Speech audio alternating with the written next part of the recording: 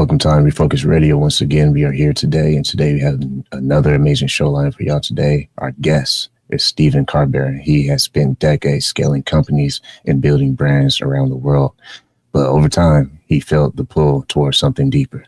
That's when he shifted gears, moving from profit-driven business to purpose-driven transformation. Now, as a certified conscious capitalism consultant and goal mapping coach, Stephen, he works with leaders to align vision with values. His work is about more than strategy. It's about people, purpose, and creating impact that lasts. He's spoken across the globe, advised amazing businesses around the world, and he also lives by 5 simple words: joy, collaboration, integrity, love, and peace. Today, we're going to unpack it all. So without further ado, I want to say to Stephen Karbaron, thank you for your time. How you doing, man? Good evening or good afternoon, good morning, wherever you are and we're watching or listening to this podcast. It's lovely to meet you all. When you think about how you started with your core belief, speak from alignment, not approval, what does that really mean? And kind of break that down for the audience. The shift for me came after an event that I had attended. We have a time, I suppose, where we look and say, okay, that was the moment. That was the moment that everything changed. But of course, it's not. It's not just one moment. There's always a build up. There's always other things going on in one's life and around one that are affecting our decision making and shifting us towards that precipice. Obviously, when we get to the edge of it, we have to make a decision. Do we jump or do we stay where we are, turn around, go back to what was before?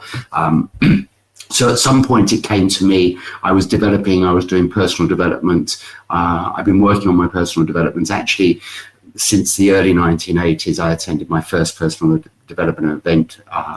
And this has always sort of been something that's been part of my growth, part of my development, both outside and in. And then I attended a few Tony Anthony Robbins events, and this sort of shifted me a little bit more towards where I wanted to go. And it brought me in contact with certain people who then gave me further direction towards a more peaceful way of living, because that was what I felt was my purpose. I came to a decision that my purpose was to bring more peace into my life and the world. And therefore, I started bumping into people, being introduced to people. I think when we put things out into the world, we attract the law of attraction. The right people came into my path, and I started on my new journey, which took in things like meditation, more spiritualism in a broad sense, because I always look at a lot of spiritualism as being confined, but I look at spiritualism as being something that should open us up and not say this way is right or that way is right, but everything is right. That's true spiritualism to me. So yeah, a lot of these discoveries through my journey and different countries that I lived in, worked in, different people that I came across and understood from different realities going on. So really understanding that the number of different realities going on and understanding that they could all be true and live alongside each other and then work together to make the whole truth. When you think about alignment versus seeking approval, how do you see those two things different, and explain that for the audience in terms of when they're in the public platform versus the boardroom? Well, yeah, following purpose actually is seeking personal approval. So I think, and of course, when we reach that level of personal approval, where we fall in love with ourselves and fall in love with our lives and what we do, and that's still a work in progress. That still has to be like everything, like every relationship we have, whether it's with ourselves or with other people. It changes every day. It moves and advances. Therefore, we have to advance and move with it. But I really think that when we live on purpose, that we actually don't hear the negative thoughts. We don't actually seek approval because there's no need for approval. We know we're on purpose. We know we're doing what we want to do. And as I said, someone else's approval is their truth, not necessarily my truth. So I I get this quite a lot with evaluations. I work with Toastmasters, and we do evaluations, and we have several evaluations will come in, and it's quite interesting to see that you do the same speech and different people give you different answers, and sometimes completely the opposite. So one person will say, that was amazing, and another person will say, I didn't quite get that bit, and it's the same part. So when we realize that it's very, very subjective, then we don't need to rely on other people's approval. I like that part about not relying on it, because when you think about how leaders and organizations, when they speak from approval versus lead with purpose, how much does that carry weight to the audience and how they receive? Yeah, no, I absolutely. And we see this, as you say, all the time, a lot in leadership of countries, of groups, of whatever, where people are actually thinking about the next vote and not thinking about the last vote. So if we think about the last vote, we made promises and we should stick to those promises. And if we do, people will vote for us again, rather than making new promises and forgetting about the ones that we already made and not coming through on those. And I think that's unfortunately the way of the world at the moment, is that people are always looking in advance and not forgetting what they promised to do. Once again, listen to I Am Refocused Radio, watching us online, talking to our guest today. Go to his website, Karbaron.com, talking to Stephen Karbaron himself. When you think about a moment where in your own career where you chose alignment, what really starts happening? Because obviously it's not instant growth or instant results, but what triggers you to get to that next level? Because it's an art. Yeah, I mean, I think it's an interesting one. As I say, there is no precipice to that. It's something that I learned and I grew with me as I grew in my leadership role. So throughout my career, when I look back, and even actually when I speak to people who've worked with me and worked in my teams and things and get feedback from them about the past, I realized that I was doing a lot of this more purposeful living and looking after people and encouraging and motivating people from long before I really thought about that's something I should be doing and that's the best way to approach leadership. So I was already leading in that way. I'm not being big-headed about it. It's just, it's something probably that we all do. And then we just have to measure it and increase it and say, hang on a minute, yeah, these are the things I'm doing right. These are working for me and my people. And therefore, this is something I need to amplify and work on. And maybe we do it before we realize we're doing it. And that's why actually 360 evaluations and things like this, something that I brought into my working career as a leader, was asking people to judge me and give me feedback so I could improve for them, not for myself, but for them. Obviously, when we improve for other people, we improve for ourselves as well. That's a great point. You worked across countries, like I said in the intro earlier, also experienced different cultures and different industries. Have you noticed any common threads that you've seen how leadership evolves worldwide? Yes, I mean, yes, there are common threads across cultures. I mean, I think that leadership, we see various levels of order, various types of leadership, as we know. So the dictatorial leader, the bureaucratic leader, leaders who use tools to control people rather than support people and serve. And this happens all around the world. I think that every country that I've been in, we see leaders who are like that because that seems to be the way that we're taught that leaders have to be, rather than a more conscious way of living, a more conscious way of leading, which is something that I've tapped into and learned through conscious capitalism, that there is another way to lead, and this is through service leadership and understanding that actually leadership is not about me and how powerful I am. It's about my team and my people and how powerful I can make them. And with that said, have you noticed or not noticed, but what has been a misconception, if you will, of conscious capitalism, and how do you break that down for people? So conscious capitalism, as I say, this was something that I discovered along this path of mine when I was getting into meditation groups and things, and post to Tony Robbins events. And it was also at a time, a big change in my life. I was just leaving Russia. I'd lived in Russia for 11 years, lived and worked there. I was shifting and moving on to another phase of my life. So a lot of things came into change at that time. And conscious capitalism came along, and it's something, as I say, that really resonated with me. It was when I looked at it, I said, hang on a minute, this isn't teaching me lots of new things. There's new things I'm learning, but it's also reinforcing a lot of things that I already knew, and reinforcing what I've already been doing to an extent, and giving me better, more direct and understanding way of why it works. So with conscious capitalism, for those who don't know a lot about conscious capitalism, there's 4 tenets to conscious capitalism. There's higher purpose is the leading one. So everyone needs to have a higher purpose, a reason why they're doing their business, and it shouldn't just be about money. The second one is conscious leadership. When we become more conscious as leaders, and I think we have to be conscious as leaders to employ the other elements of conscious capitalism in, so it takes conscious leaders to do that.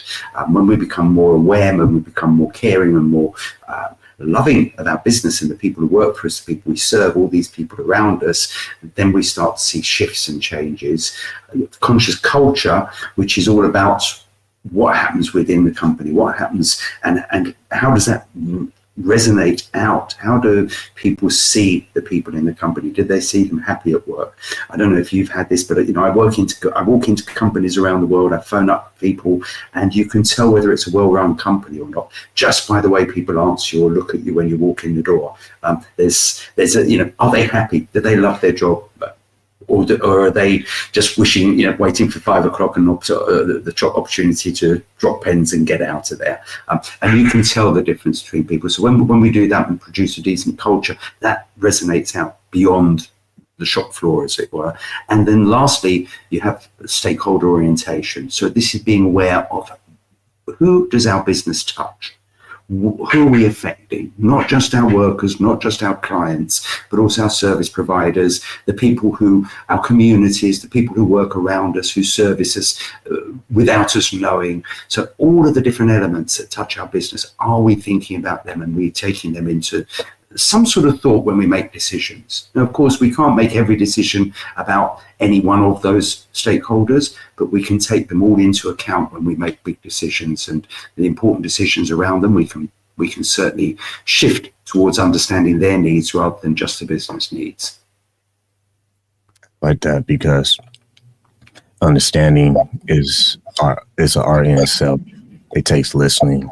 It takes some humble pie, but it also gives you leverage, because without those things, good luck. I don't know how far you'll get in life without those things. But my next question is, I said earlier that you have these words. I'm going to remind our audience: love, integrity, peace. Those values, they really help in strategy mode. So when you look at leaders and organizations and how they're able to sustain thriving, because it's one thing to have a nice peak, but it's a different story when you can sustain even when the storm comes.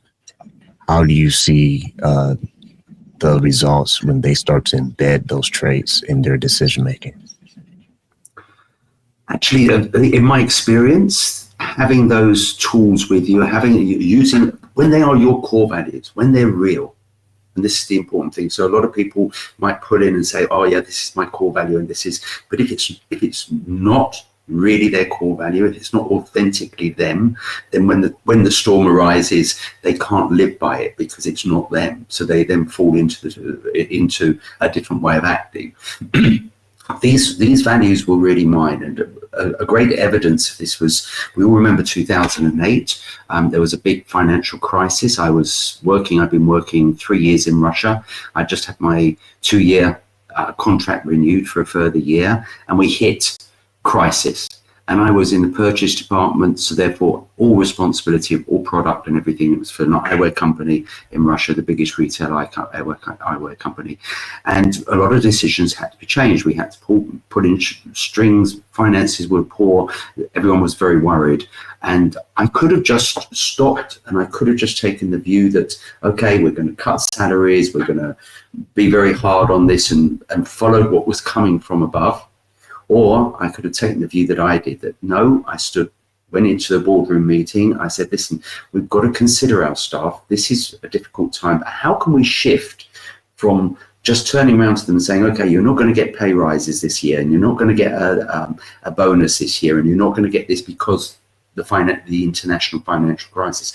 Or can we find a way? And what I did was suggested that a way that we could give them bonuses that were work related and would give them the opportunity to earn the money that they were expecting, but it was very much work related. And what happened was that my superiors agreed to it. We went forward with it. And of course, our department not only met the expectations, but we surpassed the expectations. And therefore, all my staff ended up getting more money than they were expecting. And we produced more money for the company than they were expecting in a very, very downturn market. And this was all because I believe this was because I gave them support and I gave them care and love. And I wasn't prepared to just turn around and say, everything's going wrong in the world, therefore all my values go out the window and I'm going to just be this brick wall for you right now. I can't work that way.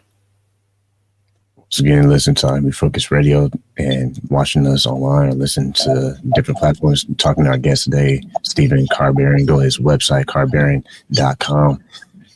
I want to focus and zoom in on the word produce, because that's a very interesting word.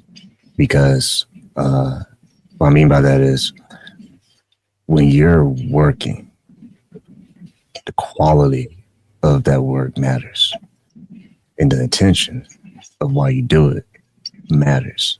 So when you just share that story about getting through that little storm and end up having results that were increased, that started with the intent of how you were producing.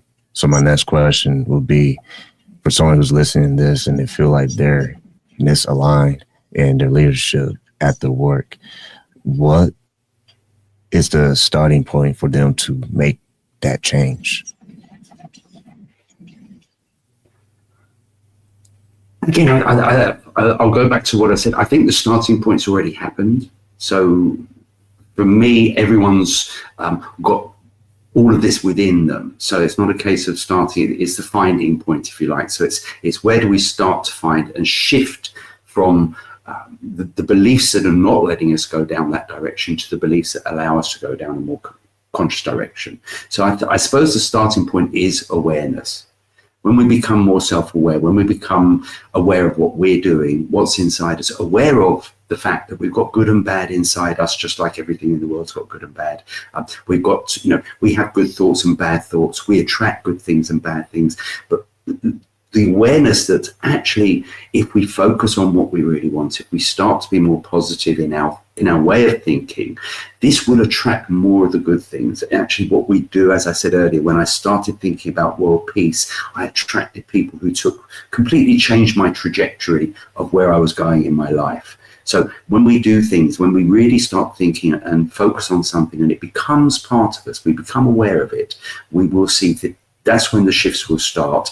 And obviously, like everything, then it's a case of ride the waves, take on board, see what's going on, focus on it more, give it more energy, because we are just energy, push for that direction and watch the results become more positive. And I'm sure that's what will happen. It's been my experience throughout my life, not just watching myself, but watching other people as well. Those who take positive action, getting positive results. And unfortunately, those who have negative reactions, negative actions and negative thoughts tend to get more negative results. In the world that we live in, where it's really cutthroat out there, to say the least, what will your message be to CEOs if you had one liner to give them today and say, hey, you're in leadership, it's our responsibility to push what we believe in when we started this company or business? What's a one-liner that you give them to marinate on? Okay, so my one-liner, and it's my one-liner. You just asked me, always choose collaboration over conflict. Work together, work as communities, see how we can build something, increase the pie for everybody. Don't always look at how can you chip away at your competitors. Look at how can you support them to support all of you. I like that answer. I really like that answer because that's a great answer. Let's kind of expand on that, because with all the differences we have, different perspectives, different cultures, people raised different, people understand things and learn from things differently. When we start to really be serious about that lifestyle where we want to collaborate with people, what kind of sacrifices would that require? Because in my thinking, in order to help some people, sometimes we have to be less selfish and more willing to sacrifice something, whether it's time, resources. What's your take on that? I think my take is that we're sacrificing all the time. You know, as you said, we have time, we have resources, we have whatever, and we tend to spend them all the time. So focusing on, okay, what's going to be the bigger picture, not short term, but long term. And I think, you know, this is where a lot of companies and CEOs, you know, I've been there as well. You know, you look at this year's profit and loss figures, you look at what is next quarter's forecasts. What, you know, we work very, very short term in business most times. So for me, I would look at the biggest picture, look at the bigger strategy. And just so one very quick example, as I say, I used to work in the eyewear business. I'm a qualified optician. And when I was in the UK, I became very famous in the sunglass area. I did a lot of work designing for companies and working with companies. And I remember sitting one time with several of the leaders of the biggest fashion sunglass companies and the biggest brands. And they were all sort of, you know, we were all looking at it. And I brought them together because I said, listen, you're all advertising and saying that Ray-Ban's better than Porsche Design, Dolce & Gabbana is better than Calvin Klein, boom, boom, boom. And actually they're much the same. And, you know, and what you're doing is sitting here and competing, spending all your money competing against each other, really not growing your business at all. Why don't you pool some resources and start marketing sunglasses as the number one fashion accessory? Because your real competitors are the handbags and the shoe shops and the other things that are taking money, the accessories money from, let's face it, you know, men and women go to the shops. They've got a couple of $100 in their pockets. They've only got enough to buy one accessory. Make it the sunglasses. It's the one that everyone sees. Let's focus on how can we make this more important than a new pair of shoes or a new handbag. And they saw that, and they all did a fund, and we all saw the market grow. And we saw, certainly in the UK during that time, during the 90s, you know, sunglasses became very, very fashionable. I'm not saying it was all down to that marketing process, but it certainly helped. It certainly stopped them competing and putting everyone in their own industry down. I mean, you know, this is what I always say. You have Coca-Cola and Pepsi-Cola, they fight against each other. Actually, they're owned by the same companies. You know, most of their shares are owned by the same companies. And actually, you know, it's actually just trying to market the soft drinks industry and say, which is the better soft drink? So what they're doing is getting you to buy one of the fizzy pops. That's why they always compete directly and speak about each other, because that way you choose which is the best, but you're going to choose between those two. And wrapping this up, when you think about how some of the biggest brands in the world leave an impact on people, that is a heavy thing to be responsible of and for. So in closing, when we think about alignment and aligning with our values to create that positive space and environment, if you will, what do you hope that the next generation of CEOs will pay more attention to? Because we live in a society, it's about how much can you get, how much can you have, but we don't brag about the impact and the legacy.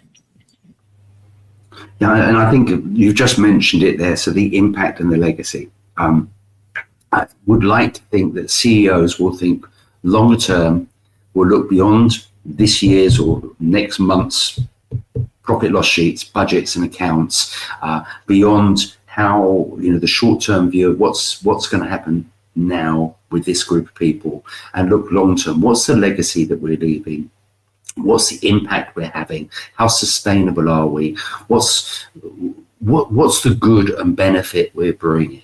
Now, that benefit could be the product, or it could be what we're doing. So, I love, for example, I'm going to give them a big brag because I love them so much, a company called Ecosia. Ecosia are a search engine, and their purpose is to reforest the world. So all of their money, every thought that they do, you can look them up. I use them rather than Google because I love their purpose. And I like the fact that when I do a search with them, I know trees getting planted. It makes me feel good. And I think, if we can find industries and CEOs who say, you know what, my company should not be about people feeling just good about the product I'm selling them. They should feel good about working and buying from my company. That will be an amazing set of CEOs for the future. I love it. So once again, been listening to Refocused Radio and watching us online. Go to our guest website. Stephen's website is karbaron.com. Like I always want to say to you, appreciate your time. Be on the show today, man.